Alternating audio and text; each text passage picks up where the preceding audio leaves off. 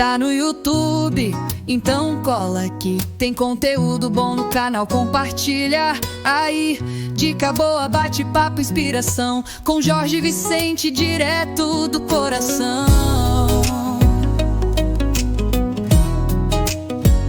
Se inscreve aí no canal, compartilha aí. Curte o vídeo, comenta e deixa o like aí. Ativa o sininho pra não se esquecer. Toda semana tem algo pra você. Acesse agora YouTube com compartilha.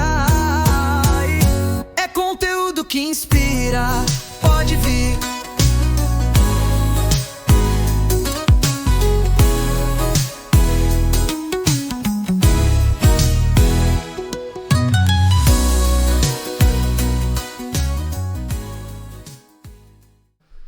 Olá, compartilhadores e compartilhadoras, sejam todos bem-vindos e bem-vindas a mais um Pode Compartilhar. E hoje temos um tema interessante, comunicação. Trouxemos hoje um convidado mais que especial, um convidado que tem uma experiência muito grande com a comunicação e vai contar um pouquinho para nós da história dele com a comunicação, dar algumas dicas de comunicação, falar um pouquinho do livro dele. Inclusive aqui na descrição do vídeo tem um link, quem quiser adquirir o livro dele, vai estar aqui embaixo. Estamos aqui com o Padre Cilto José Rosenbach. E hoje vamos falar um pouquinho de comunicação.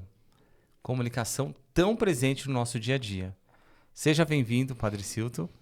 Ok, Jorge, muito grato por esse momento, pelo convite da gente compartilhar alguma coisa sobre a comunicação, né? Tão importante para a nossa vida, não é verdade? Muito, muito. Inclusive, a ideia é compartilhar, né? Compartilhar Isso. Conhecimento, compartilhar histórias.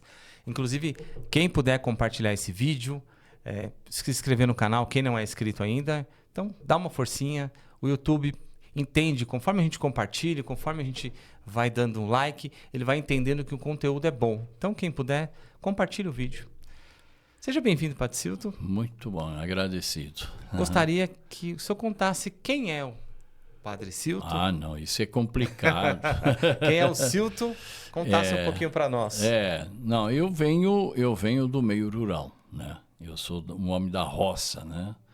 E depois disso eu fui para o mundo do estudo, fui para o seminário, depois eu fui estudando, né? Lá se faz primeiro e segundo grau, depois se vem... Aí eu vim para São Paulo, fiz noviciado, depois eu fiz pedagogia, depois fiz filosofia, depois eu fiz radialismo, né? Eu sou locutor de rádio com TRT para locução. E depois disso, deixa eu ver, eu já falei um monte de coisa.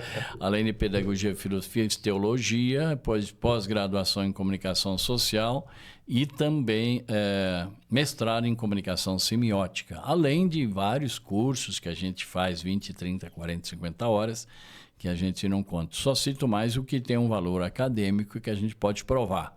Você tem documento? Tem. Então, isso sim.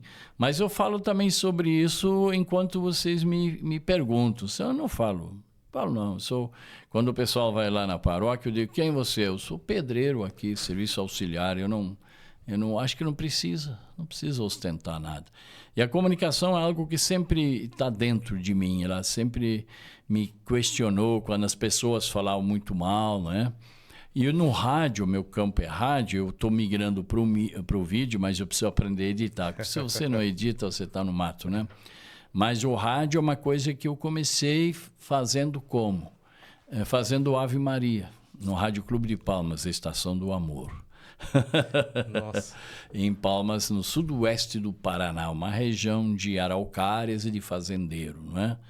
Então, eu trabalhei lá num jornal chamado Jornal do Povo, e depois eu deixei o seminário um tempo. Foi muito interessante fazer essa pausa, porque houve uma mudança na coordenação e a gente achou que essa coordenação não era adequada para adultos, só para garotada. Então ficou assim. E a partir disso, então, eu fui trabalhar no jornal. Depois disso, eu fui nessa Rádio Clube de Palmas, Estação do Amor, que eu brinco, tinha um senhor que fazia o Jornal Falado. E eles tomavam cachaça desde as 9 da manhã, pinga pura, assim, sabe? A sala deles era uma cachaçaria.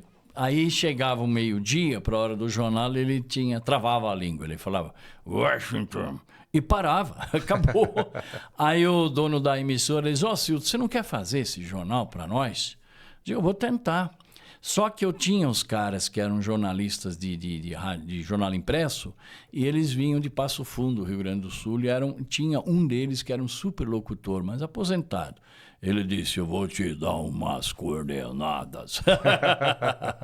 Aí ele me deu dicas assim, aí como nosso amigo aqui, eu me tornei uma espécie de autodidata, né? E aí eu fiz o jornal. Comecei a fazer o jornal e o pessoal gostou, né? Que eu segui um pouco a inspiração da locução do pessoal do Rio Grande do Sul, que na época era a nossa referência, né? Um jornal mais batido, matado. E atenção para mais um boletim informativo da sua 87,5. E atenção, São Paulo, nesse ritmo, né? Então a gente pegou um pouco esse veio. Depois foi mudando. A partir disso, havia um grupo Mensagem Sertaneja. Era o nome do programa. Tinha uma banda que tocava e havia uma dupla que fazia show. Só que eles não tinham locução. A locução deles era... deixava a desejar bastante, né? Aí eu peguei com eles, na boa, assim, sem nada, né? Organizei o programa, fiz as fichas, na época era tudo escrito, né? Em ficha, organizei os anúncios, era um bom de anúncios, caras. E daí fiz também uma lista, na época era o chamado bolachão, que nós chamamos, que é o LP. Nossa. Então, como é que se fazia? Você fazia uma lista à mão mesmo e escolhia os discos ou dava para o técnico, ele empilhava os discos conforme você queria e seguia a lista. Se anunciava que ele punha lá, né? Sempre era interessante ser muito amigo do técnico para ele fazer direitinho. Eu era muito amigo, pagava às vezes uma pizza para ele. Dizia, bicho, vamos tomar uma pizza aí, comer uma pizza, tomar um negócio? Vamos sim, vamos sim. Eu continuo me ajudando. Não, eu te ajudo. Ele tinha que ajudar por profissão, mas quando a profissão se torna uma amizade também com a pessoa... É diferente, né? É outra coisa. Diferente. Bom, aí eu fiz esse programa sertanejo. Sertanejo mesmo. E foi um sucesso. Foi um sucesso. Eu lembro os patrocinadores até hoje, para você ter uma ideia. Nossa. Até hoje. Então foi algo que foi muito marcante, marcante. Eu tinha uma fábrica de doce que era muito interessante. Que eu sorteava uma sacola de doce para os ouvintes e a outra eu levava para casa, né? E tinha uma menina que me ajudava. O programa, na época, ia por cartinhas, né? Nossa. Então tinha uma caixa lá. E essa caixa estava vazia. Na medida que eu comecei a desenvolver, e tinha uma menina da onde eu parava, ela estudava no colégio, passava na rádio, catava as cartas e eu criei uma planilha para ela. Quem, o que pede, para quem. Normalmente era oferecimento, assim. Então eu tinha que atender numa hora e 15, 100 cartinhas. Como é que eu vou ler 100 cartinhas? Caramba. 60 cartinhas, 120. Mas como ela fazia a planilha, entre uma música e outra eu fazia. Eu anunciava também a programação, que era um programa domingo à tarde, a programação que acontecia. Futebol no interior, eles me pagavam R$2, eu acho, na época, que o programa era meu. Como é que eu fiz? Na rádio no interior, você compra o espaço. Aí 2 anunciantes garantiam o que eu pagava. Já pagava o custo E eu todo, tinha né? 6 anunciantes. Os outros eram para despesa da gente, né? Que tem alguma despesinha, ajudava a menina que ia, assim, desse jeito, né? E essa menina virou advogada, inclusive, depois, né? Caramba, que legal. Ela lembra até hoje, quando a gente senta, mata a saudade. Bom, vou para frente. Aí, a partir disso, eu começo a ter shows também no interior. Como é show no interior, nas fazendas? É uma loucura. Primeiro, o salão tem umas lâmpadas, uns bicos que chamavam, uns biquinhos. No palco tinha 2, o resto. E no fundo fica o bar. Aí chegava aqueles senhores de serraria com caminhão, carregado de peão, tudo de chapéu à noite, mesmo com luz acesa. E aí eles ficavam tomando bebida que tinha no barzinho e a gente fazia o show. E eu ganhava um extra eu subia no palco, apresentava a dupla Depois, na segunda volta, eu citava as autoridades locais, que era delegado de polícia, todos os tranqueiros que moram. E que depois a gente ia no subprefeito e continuava o show lá, aí era com churrasco e tal, ia até madrugada, isso era normal. Bom, essa era uma fase. Depois disso, eu comecei a me tornar, eu tinha muita facilidade de declamação. Eu representava um colégio chamado Sebastião Paraná, depois, segundo grau, Coronel Franca, né? Leonel Franca, melhor, desculpa, Leonel Franca. Lá eu fiz segundo grau, aí eu me tornei uma espécie de referência para apresentar artistas que vinham de São Paulo. Nas academias que tinha e tudo, eu virei uma espécie de apresentador, mas, como disse o meu amigo aqui, que está aqui no estúdio, eu autodidata. No desconfiômetro. Tinha um professor que dá umas dicas mais para o poema, mas não na apresentação. Eu sempre fui meio irreverente, até hoje eu sou. É natural ser assim, né? Falar, pá, tá, lembra uma coisa, já conta também. Então, essa foi uma fase maravilhosa. É muito prazeroso você ser apresentador, né? Já com a apresentação com uma pauta fechada ou uma pauta aberta, né? Depende. A pauta fechada é mais sisuda, a aberta é melhor. Você anuncia o cara, conta umas histórias, vai para lá e para cá. É mais leve, né? Fica um pouco mais leve solto. Nessa relação. Hoje em né? dia eles estão procurando pessoas mais soltas na comunicação, né? Menos sisuda. Que a comunicação sisuda, entre aspas, o sisudo, sobretudo jornalismo e apresentação, na época dizia-se que passava crédito, né?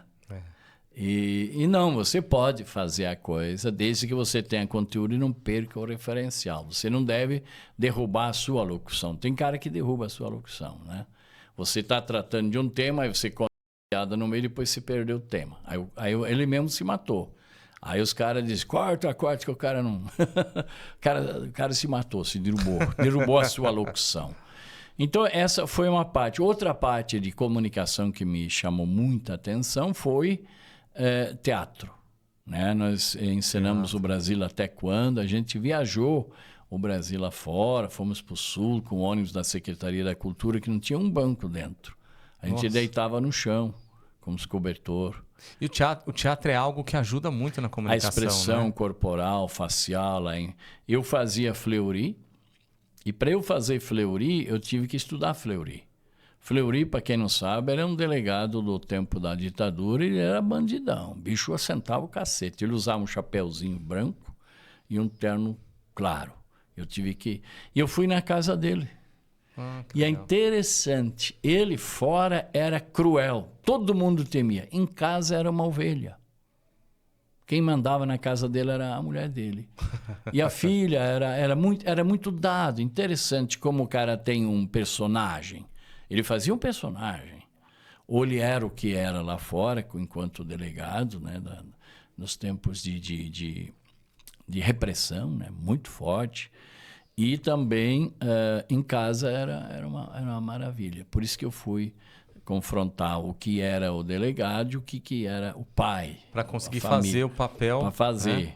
E a gente fazia o pau de arara. O pau de arara não é apenas você subir num caminhão com aqueles banquinhos de tábua e andar. Não. O pau de arara era, na tortura, você levantava o cara, amarrado nos braços e nas pernas, num varão, uma vara, 2 caras, e o delegado ia questionando e fumava e queimava o cara. Ia queimando. E era o Vilberto Urquiza, meu amigo. Eu digo, se você não falar direito, eu queimo. Um dia ele estava... toquei uma queimada na cueca. Ele estava só de cueca. Ele gritou. Bom, agora foi legal a sua cena. Pô, rapaz, você me queimou a bunda. Nossa, é legal. Essas histórias são legais a gente resgatar um pouco. Sim, na verdade, eu não pensei que eu ia falar isso tudo, mas é um pouco... Você pediu como é que eu tô, né? Não, é importante, né, gente? É importante a gente conhecer quem está aqui, justamente para saber um pouco da história, saber como a comunicação entrou na vida dele. É importante ter esse histórico. Eu me lembro, tinha um padre Cirilo, que era de uma TV do Rio Grande do Sul, e ele, quando eu cheguei em Chapecó, na diocese, ele logo, você vem comigo. Ele já garimpou. E aí a gente foi fazer uns cursos em Lages, no Planalto Serrano de Santa Catarina, e também dar cursos. Eu dei muito curso de vários temas, cartilhas. Depois eu vim para São Paulo e comecei formação. O que eu fiz aqui? Eu fiz... primeiro eu trabalhei muitos anos na elaboração de cartilhas. Depois entrei no mundo do rádio. Para eu entrar no mundo do rádio, eu resolvi fazer o CEPAC, né? Que é um curso das Paulinas, Irmãs Paulinas, que é um curso de pós-graduação. Eu fiz o trabalho final, então era nível universitário, que era reconhecido pela São Francisco de Bragança, Universidade de Bragança, que é mais de 20 mil alunos. Eu nunca soube disso, tão grande que é. Depois disso, aí eu tinha feito já os cursos superiores, filosofia e pedagogia e teologia, então fiz esse nível de pós-graduação. Depois eu fui fazer locução, porque quando nós iniciamos a Rádio 95, Rádio Cantareira, que hoje é uma das rádios em primeiro lugar em São Paulo desde setembro, acho que você conhece, né? Fica lá na Vila Brasilândia. Conheço. É uma rádio muito boa mesmo. Não porque a gente é envolvido, mas porque tem que avaliar o que é bom, né? E aí eu deveria preparar. Nós iniciamos no bairro Vista Alegre, essa emissora. Muito precário, mas ninguém sabia nada de rádio. Que rádio, naquele tempo, era algo que se tinha só na Paulista. Só. Ninguém pensava assim. Rádio, transmissão rádio assim, né? Com transmissor no bairro, aqui, no Vista Alegre. Não, isso é mentira. Vocês vão sair com uma Brasília velha e uns alto-falantes e vão falar que isso é rádio. Não, vai pegar no seu rádio. Ah, não. Isso o povo não acreditava. Até que começou a perceber, né? Começou a falar no rádio, porque hoje, para você entrar numa emissora, se você não é super anunciado, você não é um cara... assim, sei lá, é difícil, não é fácil não. Por exemplo, ter esses estúdios como aqui no Céu, né? É maravilhoso, isso aí é uma abertura, chegar até o pessoal. Eu não conhecia, você me falou, mas não conhecia o local, o pessoal simpático, acolhedor, ambientado do jeito que a gente gosta e precisa. Isso é maravilhoso, eu acho que eu vou começar a utilizar mais aqui. Inclusive, né, pessoal, a gente sempre fala que nós temos as coisas. A gente precisa ir procurar, ir atrás, para ver o que tem disponível para a gente utilizar. E aqui no Céu, por exemplo, tem muita coisa. Inclusive, esse estúdio que a gente utiliza para fazer as por falar gravações. Em estúdio, eu fiz o curso de locução na Rádio Oficina. Quando eu terminei o curso de locução na Rádio Oficina, que eu tenho TRT de locução, né? Setor locução chama. Qualquer locução pode ser... Eu tenho documento, né? Mas quando se tem um registro, não se pode fazer locução sem ter o registro? Como é que funciona nesse sentido? É legal. Eventos oficiais, o locutor tem que ser profissional. Ah, entendi. Entendi. Por exemplo, num evento de rua, um show ou um evento religioso, eles podem exigir que lá tenha um locutor responsável. Ah, entendi. A legislação prevê. Embora isso uma vez foi verificado, nós tínhamos até aqui no Pan-Americano, a Igreja Católica fez um grande evento, a abertura da campanha, e chegou um cara perguntando, era o Padineno, finado Padineno, diz, olha, eu sou só comunicador. Silton, você tem documento? Eu tenho. Aí eu tinha carteira, eu tenho na minha carteira, mostrei para ele, tá bom, então tem. Mas raramente se busca isso, raramente. Então, fiz esse curso na Rádio Oficina. Ele é um documento válido, que quem dá o documento é o MEC, sabia? Ele vem na hora da locução final, da bancada, tem um professor da escola, uma outra pessoa que você não conhece, que é de um estúdio, e uma pessoa que vem pela Secretaria da Educação. Esses três avaliam o seu programa para te dar o resultado final. Aí você tem que fazer um programete com anúncios, anunciar, desanunciar, da hora certa, essas coisas aí, uma notícia, chamar a música, uma coisa assim de 8, 10, 12 minutos, o máximo. Aí ele já sabe se o cara vai ou não vai. Para mim foi suave, na verdade, foi suave, porque eu já era do meio, então não tinha, né? Mas tem que ter uma pautinha, tudo certinho, né? Que a turma tem muita preguiça e não sabe fazer pauta. Sim. Essa é uma deficiência da nossa rádio. Lá. Você tem que ter uma pauta, ou mental, por exemplo, você tem uma pauta aqui no seu celular, muito moderno, você é chique, né? Então é nesse sentido. Eu fiz, depois que eu saí da Rádio Oficina, eu fui para a Rádio América, que era Paulo Satti. A Paulosat, na época, ela tinha 74 emissoras, a primeira rede maior, católica, catolicona, assim era, né? Muito boa a Paulosat. E eu fui incumbido de preparar, acho que era meia hora ou 40 minutos, ou chegava uma hora, não lembro o tempo, noticiário da igreja no Brasil. Pensa você, eu estou morando no Carumbé. O desafio todo. Internet lá oscilava mais do que a moeda nacional, né? Subia e descia, não valia pouco, né? Então, eu tinha que dar notícia de Belém, do Rio Grande do Sul, de vários lugares do país. Nesse caso, o senhor estava ali numa localidade e quais os instrumentos, como é que funciona? Na época era a internet. Eu entrava, diocese tal. Aí, qual é a notícia? Às vezes eu pedia a notícia, né? E aí era Boas Notícias Brasil, era. Eu estava 24 horas aprovado, produzia esse programa e sentava com um cara do meu lado que tinha 33 anos de locução. Nossa. Nada mais, nada menos que Altieres Barbiero, falecido. Altieres Barbiero. Um gigante. Você jogava na mão dele a pauta, ele resolvia. E se ele não tivesse, ele olhava assim e falava o que tinha ali. Não lia muito também às vezes. Ele tocava por cima, mas garantia. Ele tinha uma impostação vocal muito boa, muito boa. E isso, eu sei que os primeiros programas eu suei. Eu saí de lá com a camisa molhada.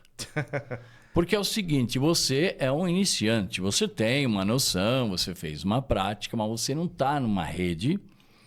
Isso é uma coisa. E a segunda coisa, você não está com um gigante do seu lado. Pesa muito, não pesa? Pesa, só que é bom. É interessante. Porque se eu sou o cara que me acho bom, então eu não vou me esforçar. Eu já estou bom. Esse é o grande erro nosso. Como eu estava do lado de um monstro da locução, 33 anos de locução, eu tive que suar a camisa para chegar perto dele. Isso foi muito bom, porque daí eu tive que me agarrar, né? Pôr tudo em prática, tudo que eu aprendi um pouco mais e que a história foi ensinando. Isso foi um suador tremendo, né? Depois eu gostava muito de fazer entrevistas também, não é? Bater papo. Entrevista não é uma tortura. Eu tinha um amigo meu que achava que era uma tortura. Pergunta, resposta, pergunta, fala, puxa. Não. É bater papo, aquilo que nós estamos fazendo aqui, né? Contando história. Eu costumo sempre falar, às vezes a gente convida alguém para o canal aqui, mas tem que fazer certas perguntas? Não, a gente monta um roteirinho, mas a ideia é que seja algo leve, algo que a gente converse, bata papo, a gente aprenda, pergunte. Enfim, algo muito leve mesmo. O que a gente está fazendo aqui é interessante, que você tem que um pouco levar ao conhecimento a pessoa que você... Às vezes você lê um currículo dele. Sim. É uma forma, mas não é tão interessante. Eu estou gostando. Na verdade, você está me levando à memória. Eu não pensei que eu ia falar isso tudo, né? A gente sempre tem uma prática, as pessoas que a gente convida, contar um pouquinho. Porque a gente vai entrando dentro de um tema, comunicação, mas eu preciso entender, a gente precisa conhecer por onde as pessoas passaram, o histórico. Você fez uma pergunta boa, que a gente chama um gatilho, ou então puxou a língua. Qual é a sua história? Como eu tenho uma história nesse campo, você viu algumas coisas, né?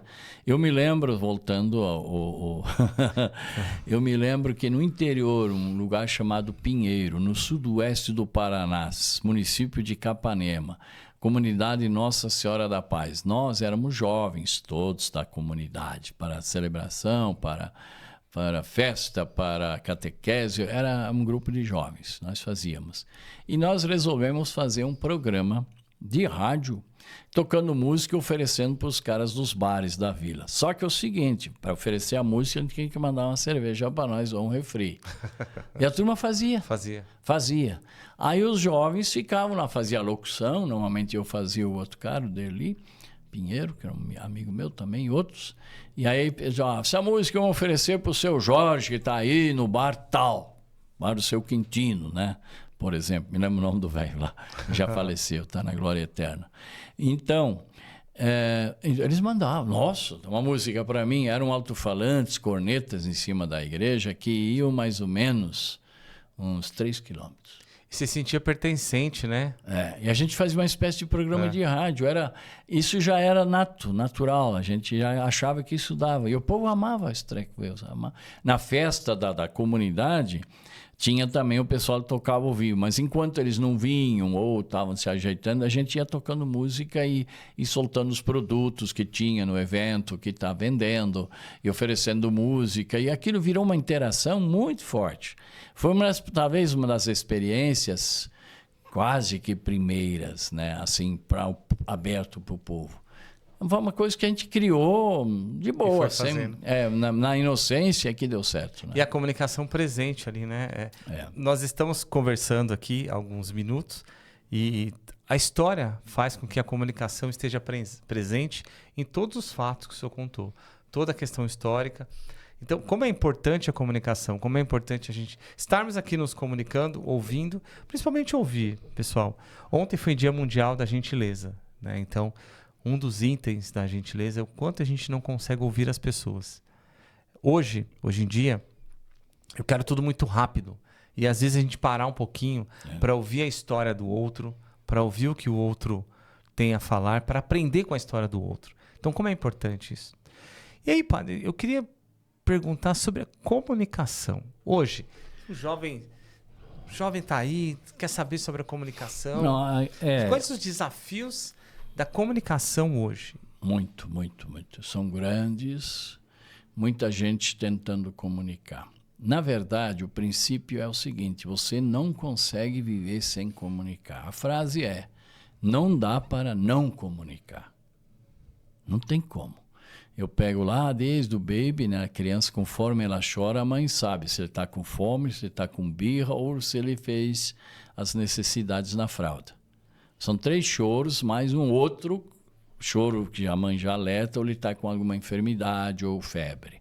São 4 choros, a gente gravou isso para mostrar e as mães foram reagindo. Ele está com isso, está com aquilo.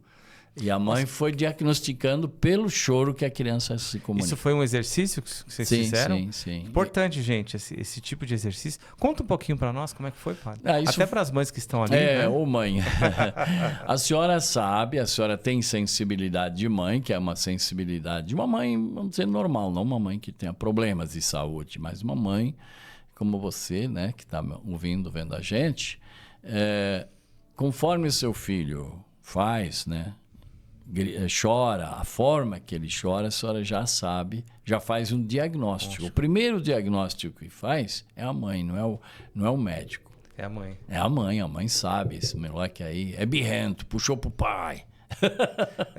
Tem essa... Tem isso também. Outra coisa, a comunicação sempre foi necessária. Você não consegue viver sem comunicar. Isso é importante. Não tem como. Não tem como.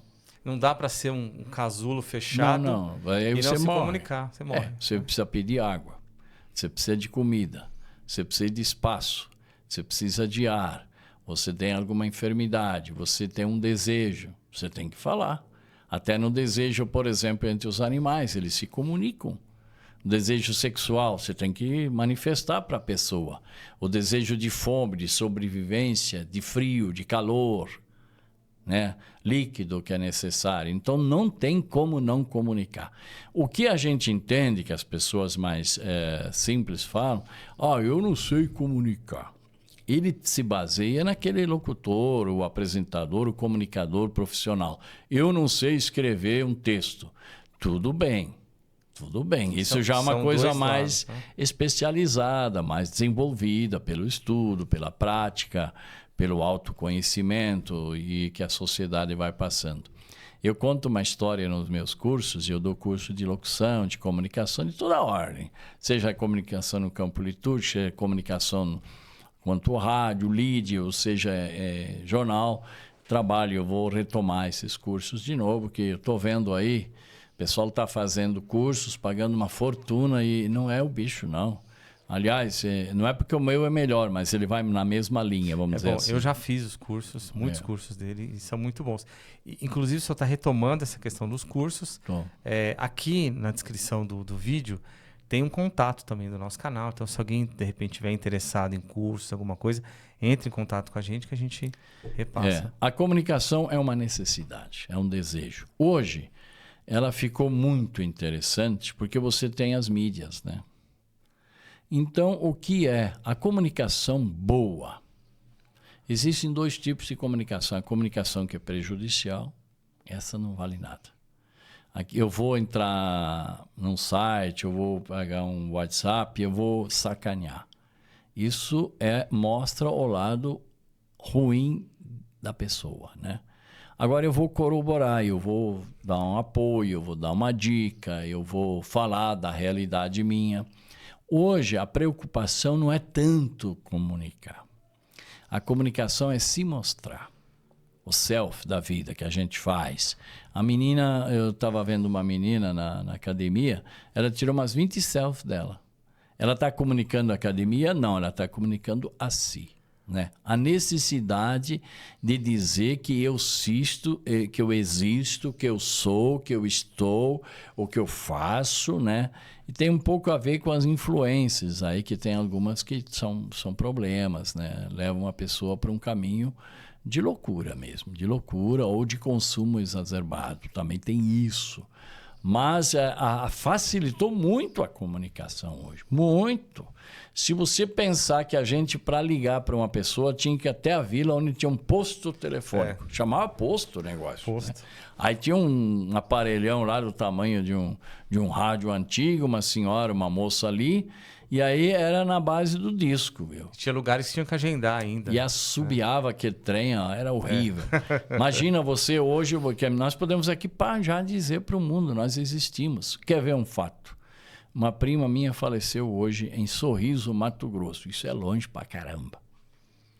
Uma prima minha de Joinville passou para mim. Eu passo para minha tia, que mora do lado do hospital, que ficou sabendo por mim. Nossa. Você vê? Num raio de minuto. Minuto, não minutos. Fum, fum, pá. Olha, a Maria faleceu. Como é que eles sabem em São Paulo? Olha isso. Quando isso era possível? Era carta antigamente. Carta era grande coisa, né? Tem umas cartas que hoje se recupera. Está vendo um trabalho bonito, estava vendo lá no sul do Brasil. Agora o pessoal está falando de recuperar os dialetos do povo, né? Que tem o dialeto português, tem o dialeto alemão, o dialeto italiano, espanhol, o dialeto polonês, dos grupos que se formaram. Eu falo dialeto alemão, não falo o clássico. O clássico é cruel. É difícil. Você ouve as pessoas, você entende um terço só. Eu entendo um terço porque eu desconfio, né? Mas, então, tá tendo esse movimento, questão das linguagens, né? E, às vezes, a pessoa usa o meio para se autopromover. Não é um meio de comunicação comunitária, social, falar da realidade ou dar um parecer, né?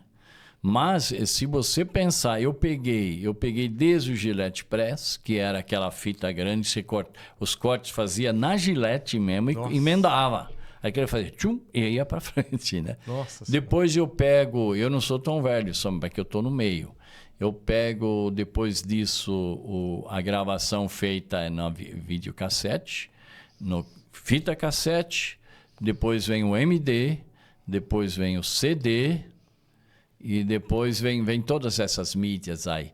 Quando eles falavam para mim que lá em Roma tinha uma rádio que se tocava as músicas, todas elas pareciam uma pastilhazinha. Eu fiquei doido, queria conhecer esse negócio, né? Quer dizer, eles falavam no pendrive, eu acho, né? Se bem que o pendrive hoje também já... Hoje com a nuvem ele já ficando... ele já tá perdendo a energia. A gente carrega ainda essas tranqueiras aí, mas já está perdendo. A comunicação vai evoluir muito. O cara que entrar no campo da tecnologia, do TI, da formação nesse campo, IA que está chegando meio atravessado, mas é interessante. Quem for nesse campo vai ter muito o que fazer, porque a grande massa não está aí. Não tem acesso. Ensinar esse povo, né? Dar curso, gravar, orientar, falar sobre isso, vídeo, áudio, escrita. Tem muito campo. Então, você perguntou para mim como é que está isso. Está preocupante, só que muito facilitado, né? Um menino na rua pode gravar um acidente, pode gravar uma briga, pode gravar uma coisa boa, uma festa. uma história. Eu brinco com as pessoas há mais tempo. Se você for repórter e não tiver nenhuma notícia que você não descobriu, porque isso é ruim mesmo, né? Tem uma senhora na janela, idosa, fala com ela. No mínimo, ela vai te passar uma receita de abóbora. Como faz abóbora? Ela sabe, né? Eu parei hoje, por questão de parar uma senhorinha sentada na calçada, e ela estava cansada, né?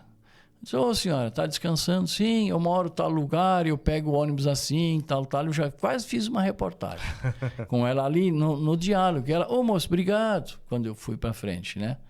Porque alguém deu confiança, uma senhora sentada numa calçada, era um pouco elevado, dá para ela sentar, tinha umas coisas ao lado. Quer dizer, uma cena pronta para uma reportagem, né? Para veicular. Você pode fazer isso. O celular pode causar o mal como o bem. É a história da faca. Saber utilizar de maneira... A faca é essa coisa. Você pode usar para cortar, né? 1000 coisas. Como pode machucar uma pessoa, né? Pode machucar ou também isso tudo, né? Ou até matar uma pessoa. O mesmo acontece. É saber utilizar e para quê? Quando você compra um equipamento, por exemplo, quero comprar a mesa de corte. Para que você quer? Para fazer os cortes, nas edições, né? Para que você quer essa faca? Quero cortar pão com ela. Essa daí eu quero cortar carne, ela é mais reforçadinha, né? Eu tenho sempre um objetivo. Para que eu quero isto? Isso é importante. E o que eu vou fazer com isto? Isso é muito importante. Ter clareza, né? Ter muita clareza nessa comunicação. Para que eu vou fazer? É interessante, né? Também hoje a questão da comunicação com a família, os familiares não estão mais todos eles juntos. Um está lá no Pará, o outro está no Pernambuco, o outro está na Bahia, o outro está em São Paulo, o outro foi lá para o interior do Paraná. Quer dizer, é possível você fazer... Inclusive com vídeo, vendo as pessoas. Eu fiz uma vez com pessoas, morava em Santo André ou São Bernardo, tenho dúvidas. Mas dali, com uma pessoa que estava em outro país, que via rádio, entrou. Eles escutavam o rádio e ela entrou pelo rádio, então a família falou via rádio. Eu achei um orgasmo de comunicação, porque isso é maravilhoso. Você criar links, você fazer pessoas conversarem, né? Pessoas matar saudade, se expressar espontaneamente. Essa é a comunicação verdadeira, que brota do coração, da vida, não é? Não é um negócio engessado. Eu gosto muito desse lado, por isso que eu me dediquei sempre à comunicação comunitária, alternativa, popular, não é? E é importante a gente falar da comunicação, tanto na questão popular, por exemplo, dentro das empresas. E aí eu queria entrar num ponto, padre, falando um pouquinho da forma como nós comunicamos com o outro, nos comunicamos. Então, muitas vezes, a mensagem que eu quero passar, muitas vezes eu não consigo passar de uma forma eficaz, a pessoa não consegue entender, não consegue me dar esse retorno e eu não gosto. Qual que é a melhor maneira de passar essa mensagem? Esse é um desafio de quem comunica, é o meu problema, né? A comunicação acontece quando tem entendimento. Pessoal, a comunicação acontece quando tem entendimento. É importante nós falarmos isso. É isso. O que eu falo, a pessoa precisa entender. O Papa Francisco, de saudosa memória, dizia que a gente tem que comunicar para atingir, para chegar ao coração da pessoa. Ai, que legal. Que bonito. Quer dizer, mexe com a emoção, com o ser, tocar o ser humano. Eu, nas minhas reflexões, é um grande desafio. Nem sempre a gente chega. E eu fico preocupado com o conteúdo e a linguagem. E muitas vezes eu escrevo, faço um texto, olho para o povo, mas eu ignoro. Isso daqui não colou. Entendeu? Eu vou pro abraço, como se diz. Normalmente a gente vai melhor, porque tem um referencial. Não é você falar, não, tudo vai de cabeça. Nem tudo. Você tem que ter um preparo, né? Mas aí depois você pode comunicar isso de uma outra forma mais... O que eu acho que pega melhor são histórias contundentes. O que é na Bíblia as parábolas, né? São histórias. Uma vez um rapaz saiu a caminho e tal. Opa, histórias. Só que hoje em dia elas não podem ser longas, que o nosso pessoal perdeu o senso de tempo. Não tem mais o tempo. Esse papo nosso aí já está longo demais para a meninada. Eles não aguentam. É mesmo a gente, sabe? Mesmo a gente não tem... Tanto é que no celular você põe lá no 2 e já ouvi esse cara aí. Eu ouvi quase que nada, né? Porque a gente está sem tempo para tudo, né? Beleza? Engraçado. Eu queria agora entrar um pouquinho. Como é que essa comunicação nossa pode fortalecer as relações? Sejam elas comunitárias, dentro de uma comunidade, dentro de uma empresa. Então, é um desafio muito grande, por exemplo, dentro de uma empresa, fazer essa comunicação girar de uma forma eficaz. Um gestor com um liderado. Como essa comunicação pode ser mais clara até o ponto de não ter brigas? Porque às vezes acontece de eu achar, eu não entender que aquele ambiente ali é um ambiente que realmente eu vou ter uma comunicação mais rude, uma comunicação mais direcionada, que não é um conto de fadas muitas vezes. A comunicação não violenta que você está estudando, eu acho bom. Não, eu acho o seguinte, os grandes problemas acontecem por causa da comunicação. Uma palavra maldita, na hora errada, o que foi dito, né? O dito ainda, o falado, ele diz, olha, eu estava mal, desculpa, mas se eu gravo, deixo gravado, eu escrevo, aí já você já produziu prova contra você. Isso é interessante. Eu entendo assim. 1, capacitar pessoas para comunicar. 2, fornecer equipamento. 3, investir tempo nas pessoas que trabalham, ou sejam elas de comunidade, ou sejam elas pessoas de empresa. Né? Os japoneses são muito interessantes nesse ponto. Eles não têm problema de pôr um educador físico ou um terapeuta a trabalhar no começo do turno 30 minutos. Eles não têm problema com isso. O nosso pessoal que é muito ganancioso, não vai perder 30, 40 minutos. Não. O cara equilibrado, ele se encontra, ele produz muito mais.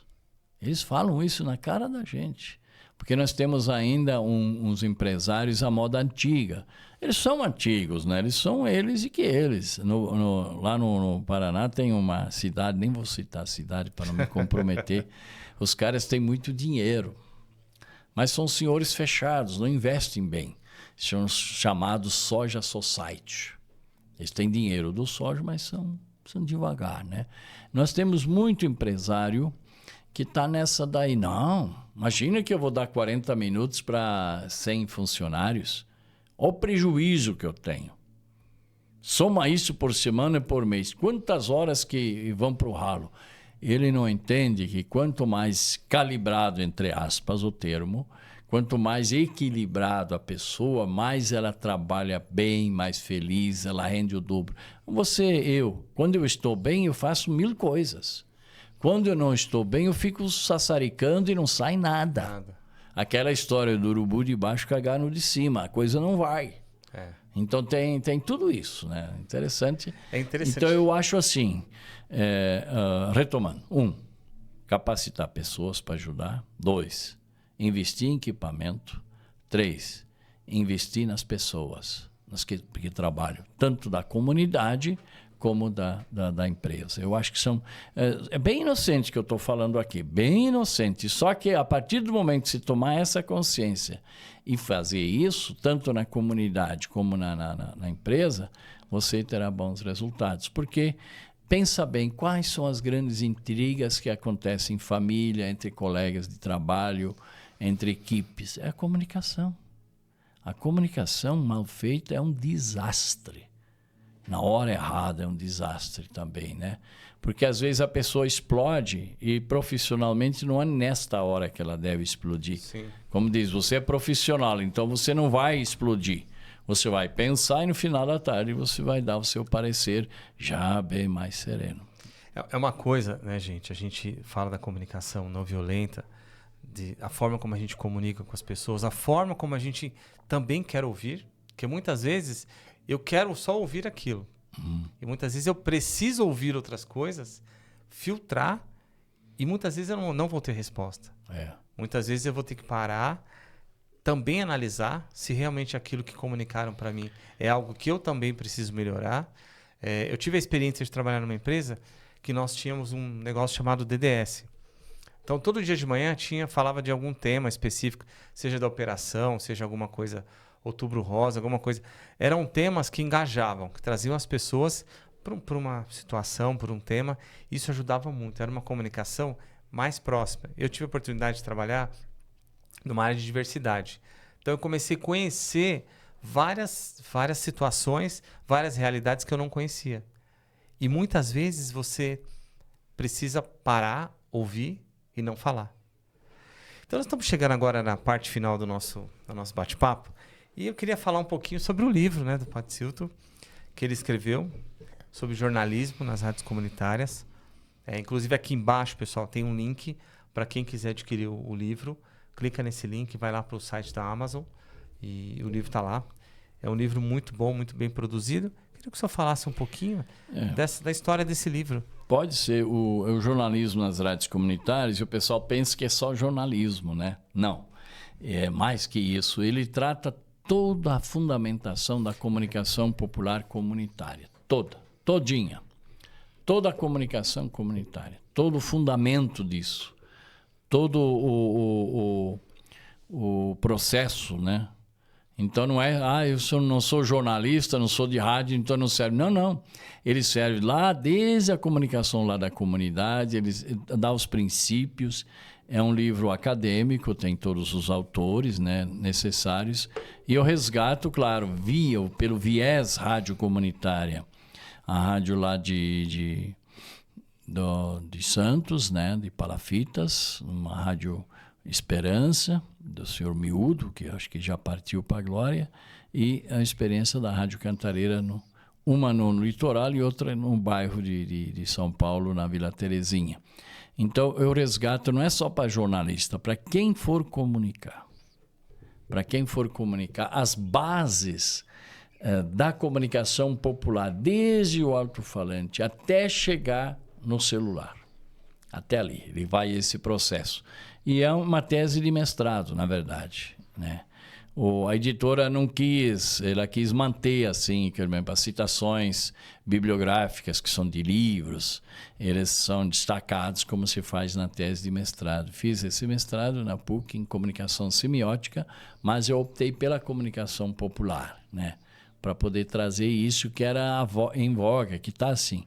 Para você conhecer a comunicação, quando você for estudar, você precisa começar lá embaixo, desde os desenhos lá do Homem da Caverna. Dali que começa, né? A partir do momento que tem vida, começa a comunicação. Então, você tem que conhecer. Para você chegar a isso aqui, você tem que conhecer a história. Não só desse celular. Nossa meninada hoje conhece isso. E daqui para frente. Só isso e daqui para frente. É uma pobreza. Tem que conhecer mais.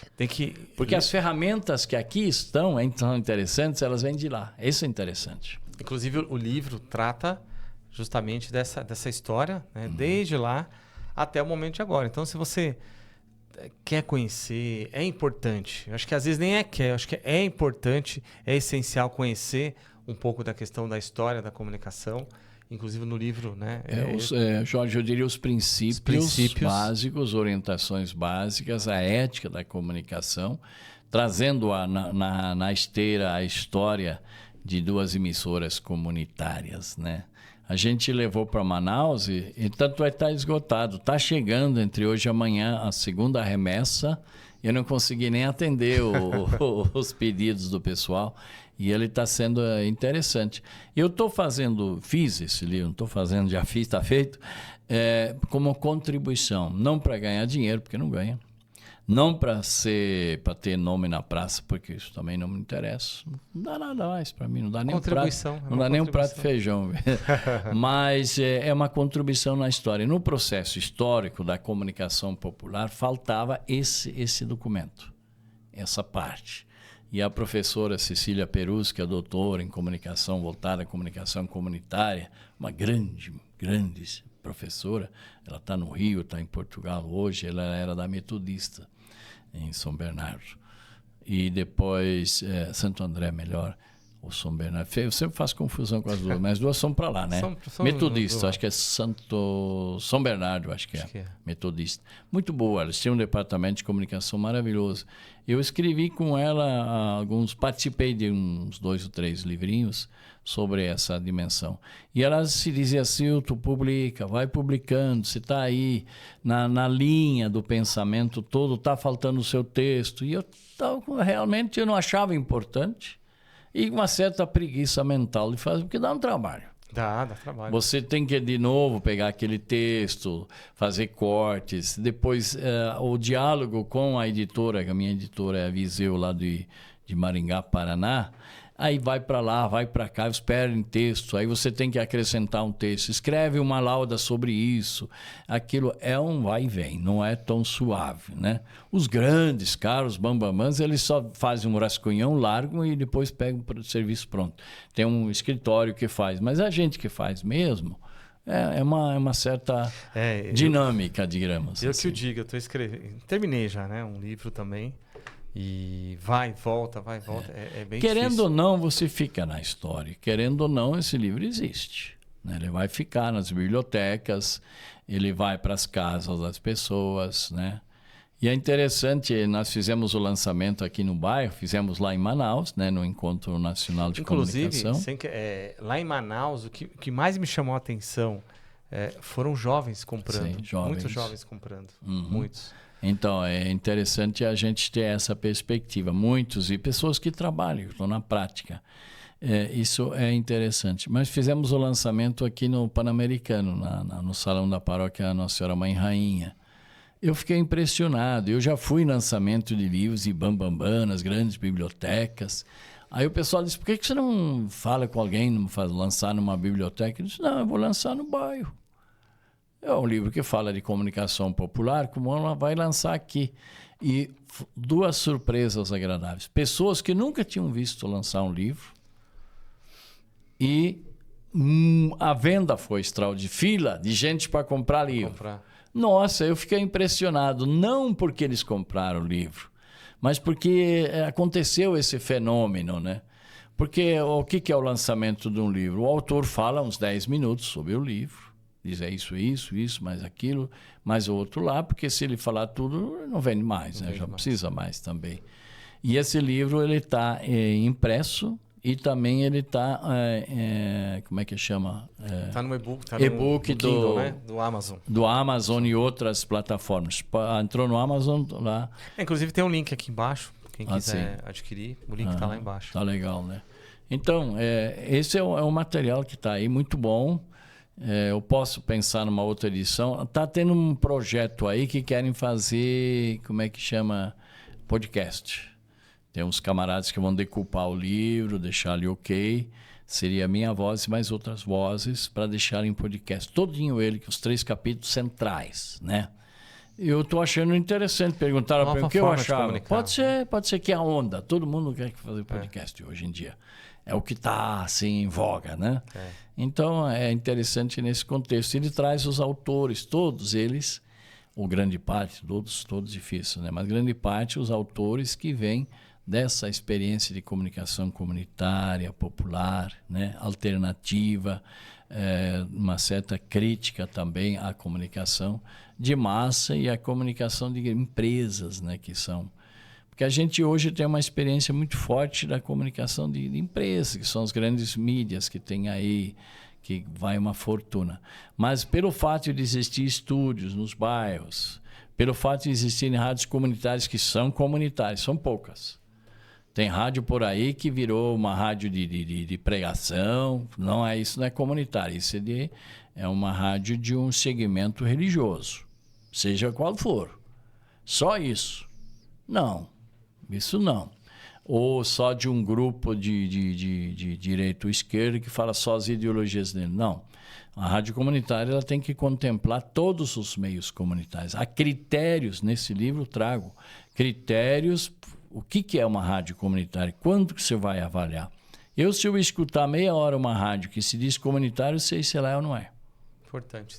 Porque o princípio dela é que tenha programas populares. Claro que hoje em dia você tem que abrir um pouco mais. E rádio comunitária em São Paulo é mais exigente. De modo geral, é exigente porque a gente tem a concorrência de qualidade sonora. O som, o áudio é muito bom nas emissoras. E se você fizer uma rádio com som de lata, meu filho, aí você está no mato. Não vai, sem chance, né? Muito bom. Gostaria de agradecer a sua presença, toda a sua história, todo o seu conhecimento que foi passado para nós. Gostaria de agradecer a todos que estão assistindo esse vídeo, que vão assistir, aqueles que puderem compartilhar, aqueles que tiverem a oportunidade de passar um pouquinho por esse livro aqui. É sensacional. Gostaria de agradecer os nossos apoiadores também. Aqui embaixo na descrição tem algumas indicações de livros, de literaturas, tem um formulário. Então, se alguém tem a sua história, quer contar um pouco da sua história, tem algum conhecimento, quer compartilhar, entre em contato com a gente, que a gente já retorna e a gente vai agendar. A ideia desse canal é compartilhar boas práticas, compartilhar histórias inspiradoras. E teremos o quadro da Jamile Coelho, Chama Acesa, que são vídeos de 1 minuto e meio, 2 minutos, que vão falar um pouquinho dessa chama acesa, da nossa alegria, da nossa questão emocional. E aos poucos o canal vai trazendo alguns quadros que sejam interessantes. Muito obrigado pela sua presença. Agradeço. Se você deixasse uma mensagem final para as pessoas. Olha, gente, não dá para não comunicar. Não tem como.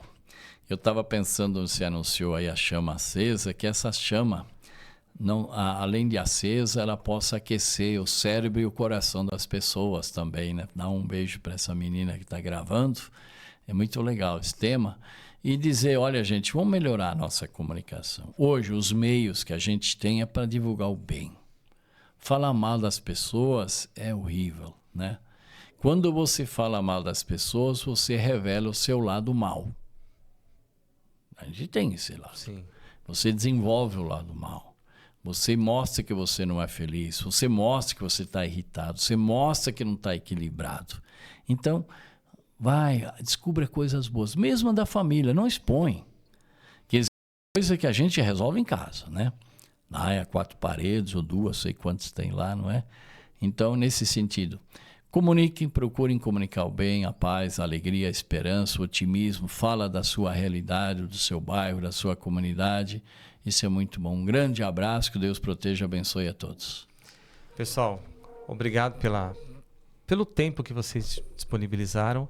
E quem quer ser apoiador do nosso canal, entre em contato com a gente no formulário aqui. Nós precisamos de alguns apoiadores para conseguir levar esse projeto muito mais além do que a gente imagina. Pessoal, até o próximo vídeo. Tchau, tchau.